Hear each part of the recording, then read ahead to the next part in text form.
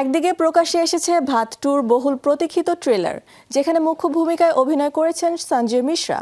তার বিপরীতে জুটি বেঁধেছেন নীনা গুপ্তা। অন্যদিকে ভারত ও চীন সেনাদের সংঘর্ষের প্রেক্ষাপটে নির্মিত হচ্ছে সিনেমা ব্যাটলস অফ গালওয়ান। এই সিনেমার টিজার প্রকাশের পর থেকেই সামাজিক যোগাযোগ মাধ্যমে পড়ে গেছে শোরগোল। তীব্র সমালোচনার মুখে পড়ে গেছেন বলিউড সুপারস্টার সালমান খান। দুই সিনেমার আদ্যপান্ত নিয়ে এবারের প্রতিবেদন। অবশেষে প্রকাশ্যে এসেছে সঞ্জয় মিশ্র ও নীনা গুপ্তা অভিনীত ভাত 2 এর বহুল প্রতীক্ষিত ট্রেলার, যেখানে শম্ভুনাথের চরিত্রে রয়েছেন সঞ্জয় মিশ্র আর মঞ্জু চরিত্রে নীনা গুপ্তা।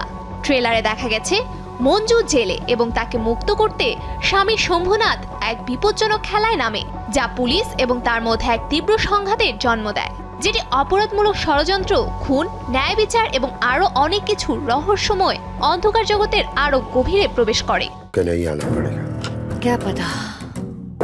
2 মিনিট 25 সেকেন্ডের ট্রেলারে শম্ভুনাথকে তার কাজ করার সময় ফাঁকি দিতে দেখা যায় পুলিশকে। এদিকে একজন কয়েদির জীবনযাপন করতে থাকে মঞ্জু এবং অংশীদার হয় স্বামীর অপরাধের। পুলিশ অপরাধীকে ধরতে মরিয়া হয়ে উঠলে বাড়তে থাকে উত্তেজনা আর সংঘাত। না বলা সত্যি এবং ধাওয়ার খোলা তীব্র হওয়ার সাথে সাথেই গল্পটির মোড় ঘুরে যায়।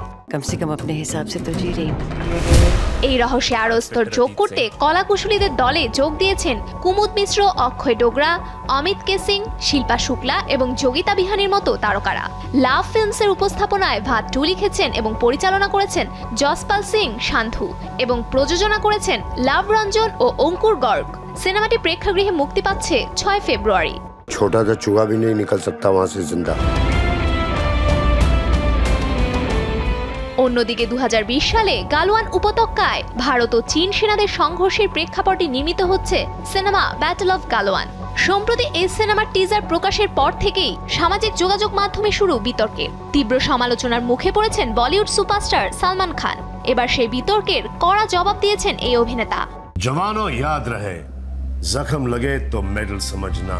অপূর্ব লাখিয়া পরিচালিত এই সিনেমায় শহীদ কর্নেল বিক্কু মোল্লা সন্তোষ বাবুর চরিত্রে অভিনয় করেছেন সালমান খান। টিজারের একটি দৃশ্যে দেখা যায় শত্রুপক্ষ যখন আক্রমণের জন্য প্রস্তুত, তখন হাতে একটি কাঠের গুঁড়ি নিয়ে হাসছেন সালমান।